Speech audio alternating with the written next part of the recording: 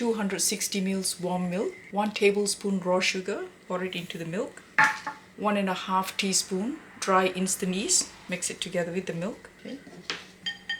Just scrape all the leftovers and whisk. Mix it really well.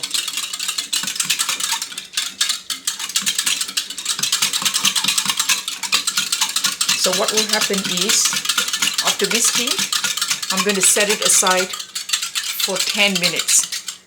So what the yeast will be doing is, it's busy eating the sugar and it lets out carbon dioxide. That's what the froth will be. So later you'll see that a layer of froth will be formed. Cover the yeast, milk and sugar which has been mixed for 10 minutes, put it away, let it proof. While that's happening, I'm going to mash 100 grams of steamed pumpkin.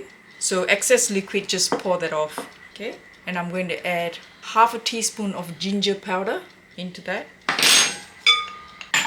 and half a teaspoon of salt. Mix it together again and now just mash it like that. That's how the puree looks. After 10 minutes, remove from the cover. You can see the froth. And I've got here 3.5 cup of plain flour. So we're going to pour this liquid in here, okay, which is yeast, milk and sugar. Okay, just pour all. And I'm going to put in the pumpkin puree, which has got ginger powder and salt and 28 grams of unsalted butter. And just mix it. Scrape all the sides, and I'm going to use my hand now. You can use your dough mixer, so just fold like that for about 5 minutes. Keep kneading until the butter is dissolved into the dough. It looks a bit sticky, but that's the consistency you want. Now scrape all the sides and take a little bit of butter just to rub it on the top to stop it from sticking. So I'm going to take just that much and I'm going to set it aside for 10 minutes. Cover it, leave it for 10 minutes. After 10 minutes, remove the cover and knead again. It is a bit sticky. I'm not going to add any flour now because I might add 2 tablespoons later, but not at this stage. I'm going to leave it for now half an hour, cover back, and then I'll come back. After half an hour, remove the cover. You can see now the dough is very bouncy. That's what you want. I'm just going to move it to the table. So I'm going to dust 2 tablespoons of flour. Say like that. Okay. Just spread it. Just transfer it. You don't want the dough to be too dry, okay, if you want it to be soft. And you can keep this roll once it's cooked in the fridge for a couple of days. And if you want to eat it, of course, you got to reheat in the microwave. Let's work the dough. Always fold from down up like that. The flour is just to dust the board so that it doesn't stick to the board. So that's about it. So you don't have to mix it in the dough too much. Otherwise, the dough becomes too hard. Okay, knead it for another 5 minutes or so, and you can use this spatula and scrape all or you can use this to fold too. Okay, it's a bit sticky, so I'm going to add a bit more flour. You know what I like to do? I don't know if any one of you do this.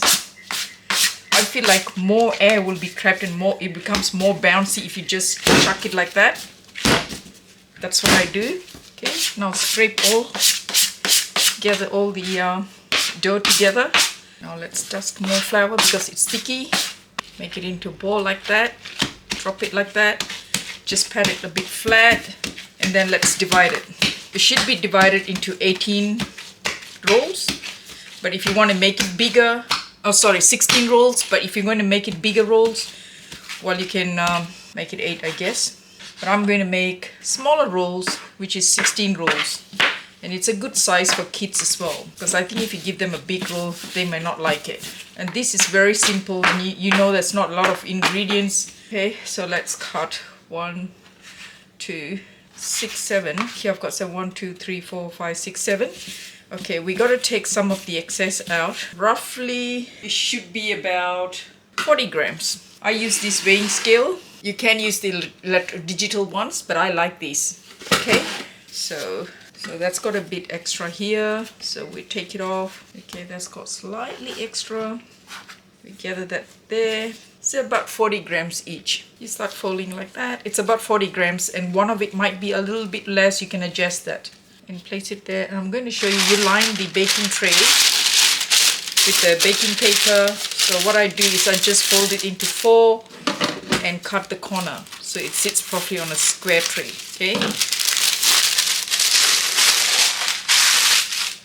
so that's how it looks, and I'm going to place all of it in there. So just pat a bit of flour on your hand so it doesn't stick, and always fold underneath like that, because it doesn't have to, it doesn't matter if it's ugly underneath, because it will form later as it bakes. Shape, it doesn't really matter, whatever shape that you make. It doesn't have to be perfect as long as the roll tastes good. That's what matters, I think, because sometimes I've seen people make fancy, but then I don't know, because you want to spend a lot of time, because as soon as you start doing fancy, the dough start rising, and so it's uneven. So the faster you do, the better it is. So as you can see, one of the dough might be slightly smaller. This is how it looks. And now I'm going to leave it for another 30 minutes before I use the egg wash on it. While this is forming, you can mix your egg wash, which is 1 egg plus 1 teaspoon of water, and whisk it and set it aside, which looks like that. I've done it earlier. Okay.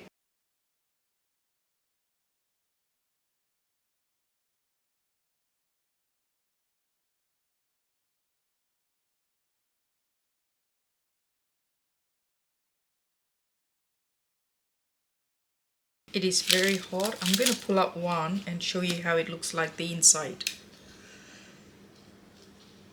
That's how it looks. You can see you press and it goes back, it bounces back.